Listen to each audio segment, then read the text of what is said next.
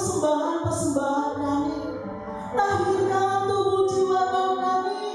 Tahirkan pikiran kami. Tahirkan perasaan kami. Ampuni kalau ada banyak keluh kesah. Ampuni kalau kami masih banyak melihat yang salah daripada yang benar. Kami masih melihat apa yang susah untuk kami dapat daripada apa yang sudah kami dapat dan kami bisa dapat karena anugerah. Untuk itu Tuhan, kami mau hari ini kami betul-betul menjadi sebuah persembahan yang harum berkenan di hadapan Tuhan. Karena memang Tuhan Yesus pantas menerima yang baik dari kami. Sebab itu dalam nama Yesus, kami saat ini ingin mendengarkan suara-Mu Bapa. Bentuk kami, pimpin kami. Kami butuh sekali firman-Mu hari ini. Bersabdalah dengan hati yang haus dan lapar, kami menyambutnya dengan iman. Haleluya. Kita bersama dengan iman. Amin. Puji Tuhan. Tepuk tangan dulu bagi Tuhan. Haleluya. Silakan saudara. Saya percaya kita tidak hanya latah kalau namanya GBI, karismatik, Pantekosta harus ada tepuk tangan dari Tuhan. Kenapa sih kita memberikan tepuk tangan? Kita memberikan aplaus untuk Tuhan. Kita mengapresiasi. Amin. Mengapresiasi segala karya Tuhan yang sampai saat ini kita menjadikan kita ada di tempat ini. Apapun tadi seperti yang saya singgung di dalam doa, apapun, saya percaya masing-masing kita pasti punya problem, betul? Ya, masing-masing kita punya satu tanggung jawab impian yang belum kita capai, tanggung jawab yang belum bisa kita selesaikan dengan kekuatan kita. Tapi percayalah saudara, kalau hari ini saudara ada di tempat itu, ya tempat ini semuanya karena kesetiaan Tuhan dalam kehidupan kita. Amin. Seperti tadi lagu-lagu yang kita nyanyikan kan luar biasa saudara. Ya, tadi di bagian bukan refren ya, apanya ya? Tak ada lembah gelap yang aku lewati tanpa hadir-Mu. Amin. Artinya kita memang akan tetap melewati badai yang besar, gelombang yang tinggi, ya, laut yang bergelombang, ya, dan juga lembah yang curam, tempat yang gelap, kita pasti akan melewati. Karena apa? Itu juga yang dilewati orang Israel waktu dia akan menuju tanah perjanjian. Padahal itu jelas-jelas Tuhan bawa mereka, ya, untuk memerdekakan mereka dan membawa mereka ke tanah perjanjian, ya, tanah yang mereka impikan akan diberikan Tuhan walaupun mereka belum melihat, saudara. Tapi mereka tetap nggak melewati namanya badai kehidupan. Tetap mereka harus berhadapan dengan persoalan yang sangat besar seperti terberat. Tapi asal ada Tuhan di sana, amin.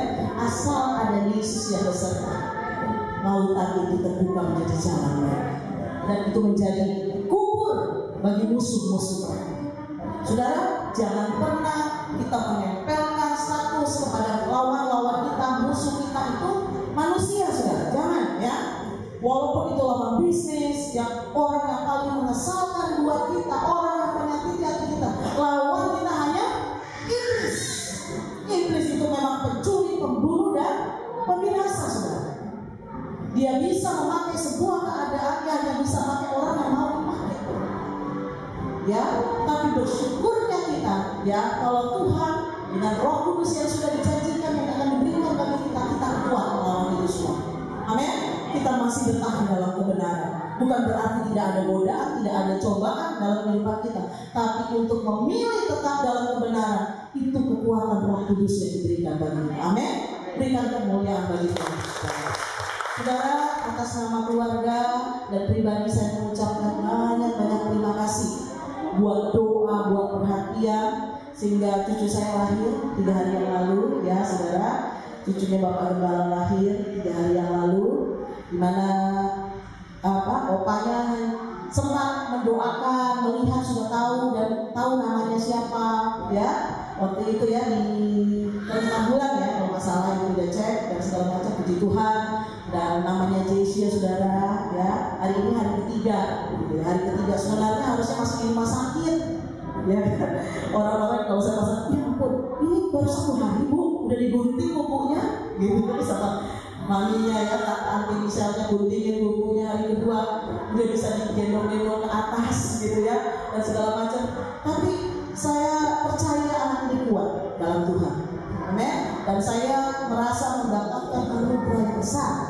Ya, dengan kelahiran cucu, anugerah Tuhan yang besar menyertai persalinan ya di tengah, jujur saja di tengah segala ketidakpastian ekonomi dan segala macam ya, pasti tentunya pilihan-pilihan makanya kita ambil di hari pertama dia melahirkan jam 2, jam 12 kami udah pulang.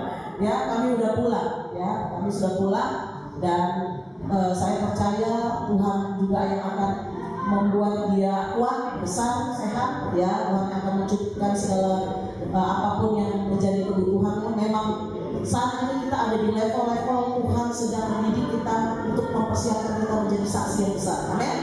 Jadi kita nggak perlu takut dengan namanya cobaan hidup. Dan ini bukan hukuman, sudah.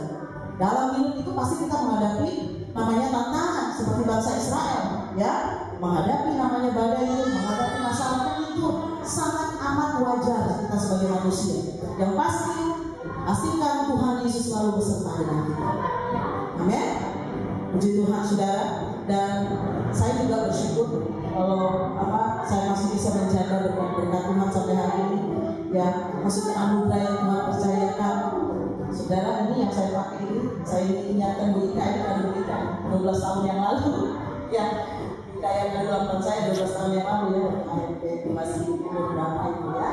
Dan saya masih bisa menjaganya di anugerah Tuhan juga. Ya, jadi penting sekali bagi kita untuk mengucap syukur untuk segala kasih setia Tuhan, dan banyak yang sebenarnya Tuhan percayakan yang Tuhan masih izinkan untuk kita pegang ya, dan ada jaminan Tuhan untuk kita bisa melewati segala sesuatunya asal itu dari Tuhan, asal itu kita bersama dengan Tuhan. Amin. Apapun saat ini masalah kita, kendala yang kita hadapi ya, yang kadang-kala mungkin ada usaha ya, ada organisasi yang rasanya kayaknya kita udah gak bisa pertahankan, saudara. Karena apa? Atas sekecil Tuhan kita harus melalui dan melihat bahwa bukan karena kamu, bukan karena siapa, bukan karena lobi-lobi dewamu ya, tapi karena Tuhan. Amin ya sih? Amin, puji Tuhan ya. Semuanya karena anugerah Tuhan. Ya, Tuhan melatih kita untuk melihat semua hanya karena anugerah Tuhan. Sama seperti Horas itu ya. Apa katanya singkatannya? Hanya oleh anugerah aku selamat, gitu ya, Horas, gitu ya. Hanya oleh anugerah aku selamat. Saudara, sebuah firman Tuhan, kisah daripada seorang Sakeus, saudara. Dalam Lukas 19 ayat 10, saya tidak bacakan saudara 1 sampai 10, tetapi isinya, intinya adalah satu kisah ya tentang Sakeus. Saudara tahu kan? Anak sekolah minggu kita sering nyanyiin Sakeus, orang pendek, kecil, betul dia, ia memanjat pohon ara, hendak melihat Yesus. Terus Yesus datang dan memanggil ya, hai Sakeus, turunlah, aku menumpang di rumahmu. Waduh, ini lagu yang sepenggal, tapi ini berisi ceritanya, historinya Sakeus ini. Makanya penting sekali lagu-lagu daripada anak-anak ini mengandung edukasi ya yang tinggi supaya anak ini mengerti gitu ya. Sayangnya sekarang anak kecil aja udah bisa nyanyi cinta-cintaan dan selingkuh-selingkuhan ya. Tapi luar biasa lagu sependek ini menceritakan tentang Sakeus itu ya. Di mana saudara pada ayat 10-nya ya kita akan baca bersama-sama Lukas 19 ayat 10. Sebab anak manusia datang untuk mencari dan menyelamatkan yang hilang. Haleluya saudara. Kata-kata ini muncul ya di ayat terakhir dalam satu pasal yang menceritakan tentang Sakeus. Kenapa saudara? Karena saat itu ya Sakeus benar-benar menjadi orang yang sangat tidak disukai. Karena apa? Dia seorang pemungut cukai dan ternyata profesi itu ya selalu kena stigma tentang korupsi. Ya, jadi seperti masyarakat sekarang ya menggambarkan ini dan itu sebagai koruptor gitu. Walaupun yang melakukan cuma si A, tapi kena semua nih imbasnya. gitu ya. DPR dibully ya kan, KPK dibully, polisi dibully, padahal hanya beberapa oknum yang melakukan itu. Ya, melakukan itu. Dan kira-kira Sakeus ini seperti ini, Saudara. Ya, jadi benar-benar gambaran dirinya sudah amat rusak, Saudara. Amat rusak. Label koruptor itu sudah melekat, sudah kadung melekat. Betul, Saudara? Tetapi ayat ini bisa ada di dalam satu pasal ini.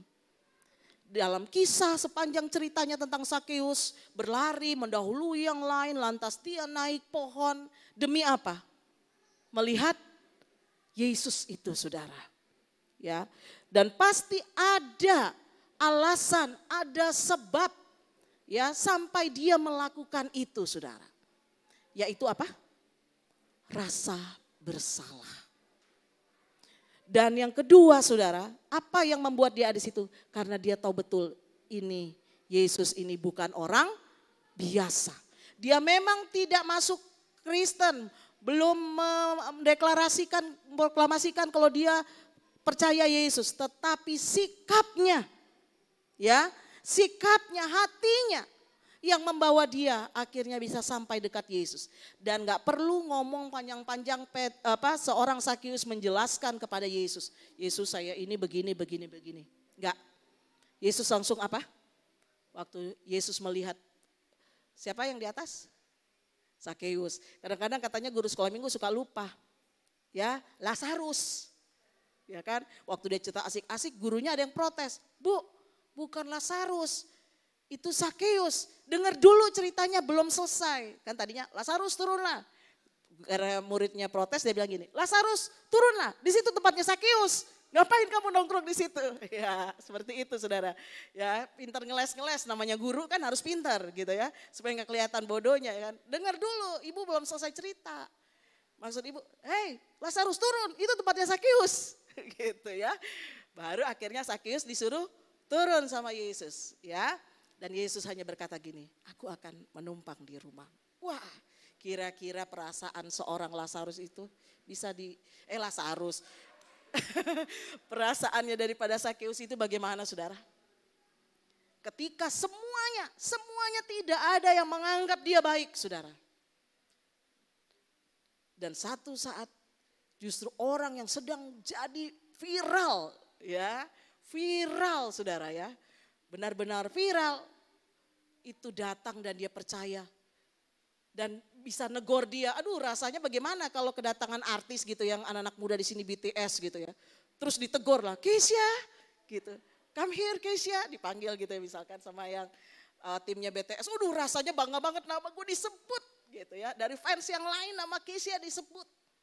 Ini seorang Yesus menyebut bukan orang-orang yang hebat saat itu untuk patut dia banggakan.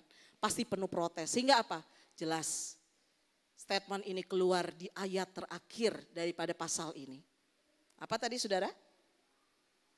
Sebab anak manusia datang untuk mencari dan menyelamatkan yang hilang. Walaupun jadi ada istilahnya studi pribadi.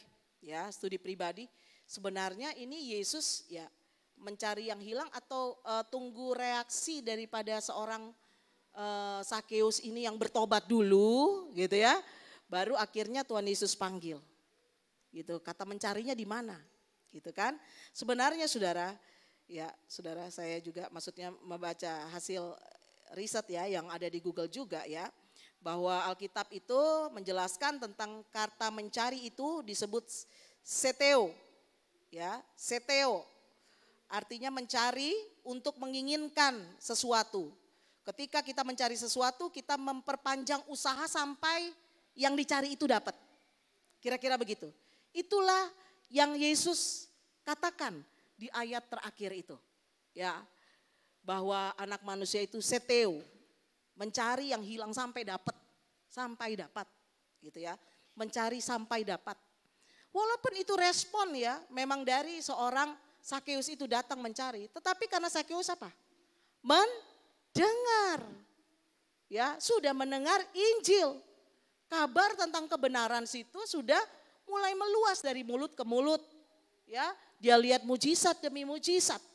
Tapi yang luar biasa, Di situ dia tidak minta mujizat, saudara. Seorang Sakeus jelas dia tidak minta mujizat. Mujizat dalam arti gambaran kita mengenai mujizat. Orang yang mati dihidupkan, lumpuh, berjalan. Seorang Sakeus dia tidak sedang meminta mujizat atau menonton Yesus mau lakukan apa ya hari ini. Karena apa? Kelanjutan ceritanya. Ketika Yesus berkata, turunlah, aku akan menumpang. Apa yang dilakukan oleh seorang Sakeus? Saudara, dia langsung mengajak Yesus. Dia mempersiapkan dengan terbaik, saudara. Ya, bahkan bukan hanya Yesus yang makan. Ya, semua murid-muridnya, bahkan dia memesan makanan atau masak ya untuk dimakan layak keluar. Karena dia menyampaikan bukan hanya kepada Yesus, kepada umum. Bahwa aku ini berdosa, aku gak layak terima Yesus. Amin. Dan pasti di situ sudah ada gunjingan. Bagaimana Yesus? Itu kan haram. Makan sama orang berdosa, makan sama koruptor, haram. Begitu? Ya. Tapi apa yang Yesus katakan? Tepat seperti di ayat terakhir kisah ini. Dia mencari dan menyelamatkan yang hilang. Saudara, hari ini ketika kita lihat saudara kita, ya mungkin anggota gereja juga yang belum benar-benar bertobat misalkan. Gitu ya, kalau sini bertobat semuanya, amin, haleluya. Ya, ataupun teman kita, sahabat kita berdosa. Ketika saudara mendengarkan firman Tuhan ini, ya biarkan hati Tuhan yang melihat orang berdosa itu. Bagaimana akhirnya itu akan menentukan sikap kita kepada orang itu. Enggak ketika kita mendengarkan ada teman kita salah, sedikit aja belum banyak. Sudah kita sampaikan orang lain aturan gak perlu dengar, dia dengerin ke orang lain. Si ini gini. Akhirnya orang ini yang belum bertobat sungguh-sungguh ikut kesel gitu dengernya. Padahal bukan dia yang dirugini, orang lain. Tapi ikut kesel. Ya ikut menghakimi, ngelihatnya aja udah. Waduh udah begitu saudara. Gak boleh lagi saudara. Amin. Yesus malah makan dengan orang berdosa. Apa tujuan Yesus? Selain Yesus memang mengetahui isi hati daripada seorang Sakeus itu. Tuhan menyempurnakan pertobatannya Sakeus. Tuhan juga yang membersihkan nama Sakeus, saudara. Hari itu bukan hanya dosa yang sedang Tuhan Yesus bersihkan dengan kehadirannya di sana, saudara. Tapi apa? Namanya Sakeus itu dibersihkan oleh Tuhan. Bagaimana seorang raja di atas segala raja, orang benar itu yang melakukan banyak mujizat, ya, membangkitkan orang yang sudah 4 hari meninggal, saudara. Mustahil banget ya, mustahil banget. Itu bisa datang, makan, gak ada najis-najisan saudara. Dan rela melawan arus gosip dan segala macam. Orang akan ngomong apa ini tentang Yesus. Mungkin orang akan meninggalkan, tidak lagi mengikuti perjalanan Tuhan Yesus, khotbah di sini, enggak deh. Udah kelihatan kayak begitu. Enggak kan saudara. Dia juga yang akan akhirnya membersihkan nama baik daripada Sakeus ini saudara. Saudara, hari ini Tuhan kembali mengingatkan kita. Sama seperti visi gereja kita. Gereja ini dibangun atas dasar apa? Menyelamatkan, merampas jiwa-jiwa dari api dengan kasih dan kuasa Kristus. Berarti jiwa-jiwa yang akan kita rampas itu harusnya sudah binasa. Dan memang berarti nama mereka sudah ada di neraka sebagai daftar, ya, data dirinya mereka sudah masuk duluan, ya, di neraka karena orang dalam, iblis, ya, karena kerjasama sama iblis, ya, ikutin kata-katanya iblis, nama mereka sudah ada di sana. Tapi tugas kita dalam Yudas 1 ayat 23 merampas, berarti saudara tidak boleh alergi sama orang berdosa, PSK, penari striptis. Koruptor, maling, ya, pecandu, suaminya banyak, gitu, istrinya banyak, tukang selingkuh. Saudara, stop kita menghakimi. Amin. Ketika kita melihat teman kita, saudara kita harus melihatnya dengan hati Tuhan. Minimal dia tahu bahwa orang Kristen tidak menghakimi. Sama seperti gurunya, ya kan? Harusnya guru sama seperti muridnya.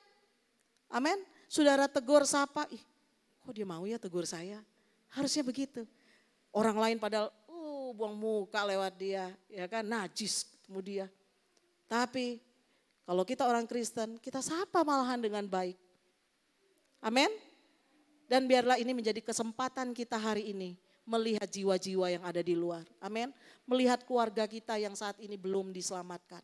Ingat, Tuhan Yesus datang dengan satu tujuan, mencari dan menyelamatkan yang hilang.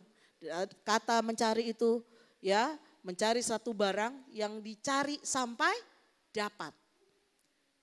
Dan biarlah ini memotivasi kita semua, menginspirasi kita semua dengan kejadian Sakeus ini. Mungkin tidak ada kebenaran satu, kebenaran dua, kebenaran tiga. Tetapi kita mengerti maksud daripada mencari dan menyelamatkan yang hilang. Saudara, kenapa? Karena pada dasarnya kita semua ini tidak diciptakan Tuhan untuk binasa. Amin. Tuhan menciptakan Adam dan Hawa, Tuhan siapin segala fasilitas yang dibutuhkan dengan begitu sempurna. Sempurna. Sehingga segala sesuatu yang dibutuhkan ada di sana. Disitulah bentuk kesempurnaan dalam keindahan, ya, dalam keistimewaan dan segala macam, dan tidak pernah ada di pikiran Tuhan menunggu-nunggu kesalahan mereka. Makanya sebelum mereka melakukan kesalahan, Tuhan mengingatkan mereka, tapi diputar balik sama iblis. Iblis itu memang kasih tunjuk sepertinya dia benar, sepertinya dia pinter, sepertinya dia yang tahu, saudara. Tapi itu semua tidak akan terjadi ketika apa? Ketika harusnya Hawa taat saja. Kadang-kadang makanya ini kan sebenarnya awal mulanya dari memang perempuan ya. Dari mata sebenarnya saudara ya. Dia mulai waktu dia jalan, padahal udah dikasih tahu kan, kira-kira ya gambaran begini, ih bagus juga. Harusnya waktu dia bilang bagus, ih bagus ya, itu pohonnya bagus, indah ya, buahnya kelihatannya enak. Harusnya sudah sampai situ, sudah jalan aja. Jangan mencobai diri sendiri dengan berdiam lebih dari 1 menit. Lantas akhirnya mungkin ya kan ya, biasanya begitu, lihat lagi. Nah, iblis langsung tangkap ini. Artinya gini, kamu keluar dari pagar. Kita yang keluar, mana bisa iblis tembus proteksi Tuhan, gak bisa saudara. Selain kita yang membuka pintu bagi iblis. Kita yang keluar jalur. Nah iblis itu sering kasih iklan doang. Ya, iklan doang. Beda sama rokok. Kalau rokok iklannya bagus. Merokok itu dapat menjadi penyumbang penyakit kanker, ya, pembunuh nomor 1. Tapi dijual tetap. Ya, tapi kalau iklannya neraka itu indah dulu di depan. Padahalnya makanya kata firman Tuhan sama seperti kuburan. Depannya indah, dihias bagus-bagus, dalamnya tulang belulang. Begitu juga iklannya neraka saudara bagi kita. Dipancing dulu, setelah keluar baru. Ya kan? Akhirnya kita kehilangan semua rencana Tuhan yang besar. Saudara itu gak main-main waktu Hawa itu saudara. Waktu Hawa akhirnya mendekati dan akhirnya iblis punya kesempatan bicara sama Hawa. Nah hati-hati saudara. Jadi semua itu pasti ada tahapannya Bu Devi ya. Gak tiba-tiba hilaf kan ya, gak mungkin. Semuanya ada tahapan. Ada pintu-pintu yang sudah kita buka. Dari jendela kita udah buka, pintu dalam kita buka. Lama-lama kita keluar buka pintu pagar. Lama-lama kita yang keluar kita tutup rumah kita. Menikmati ada keindahan di luar saudara. Saudara hati-hati ya. Kitalah yang harus merampas jiwa-jiwa itu dari api dengan kasih dan kuasa Kristus. Kenapa? Karena gak mungkin kita bisa menyelamatkan jiwa tanpa kuasa. Artinya tanpa otoritas yang dari Tuhan, Roh Kudus itu bagi kita tidak mungkin. Dan kalau kita tidak punya kasih Tuhan, kita gak mungkin terbeban untuk melayani jiwa-jiwa. Gak mungkin. Jadi hati-hati. Ketika kita sudah lihat orang berdosa lantas kita benci gitu ya. Kita tiba-tiba gak suka padahal mungkin aja kita gak dirugikan sama dia. Ya, kita gak dirugikan tapi kita ikut benci. Viral di medsos ikut benci, ikut jadi benci-bencian.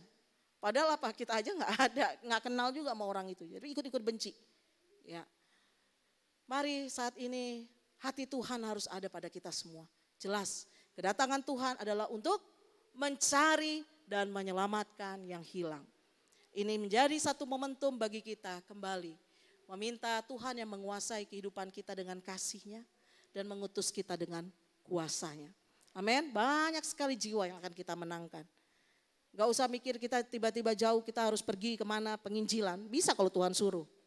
Tapi ada saudara kita, ada tetangga kita, dengan berbuat kasih, berbuat baik. Orang itu minimal dia melihat orang Kristen itu beda. Amin. Mengasihi.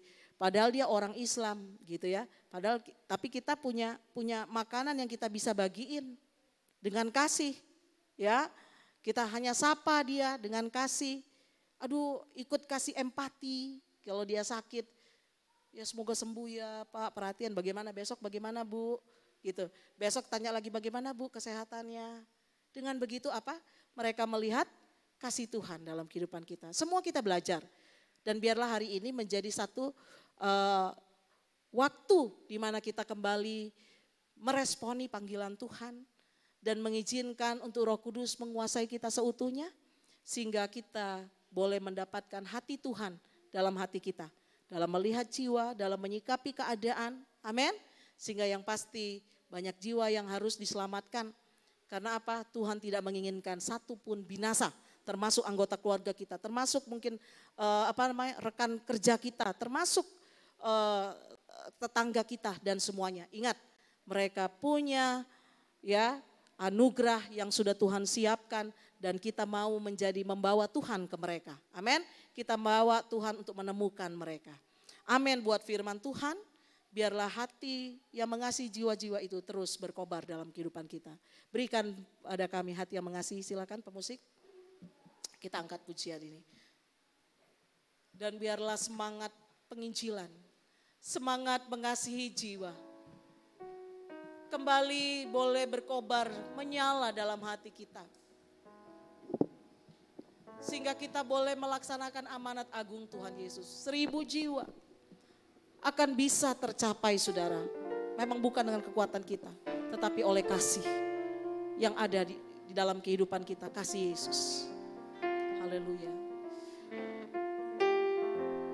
Berikan pada kami hati yang mengasihi jiwa-jiwa yang belum mengenal kasih Tuhan. Mereka yang dalam gelap, mereka yang terhilang, hati kami iba seperti hati-Mu Yesus. Berikan pada kami. Berikan pada kami hati yang mengasihi jiwa-jiwa yang belum mengenal kasih Bapa. Mereka yang dalam gelap, mereka yang tersesat, hati kami iba seperti hati-Mu Yesus. Amin. Tuhan, ini tugas kami. Beri keberanian bagi kami. Taruhlah hati yang rela melayani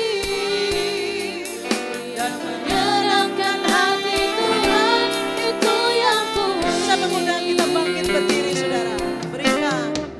Berikan pada kami Tuhan, Hati yang mengasihi izinkan kami untuk menuai 1000 jiwa Bapa.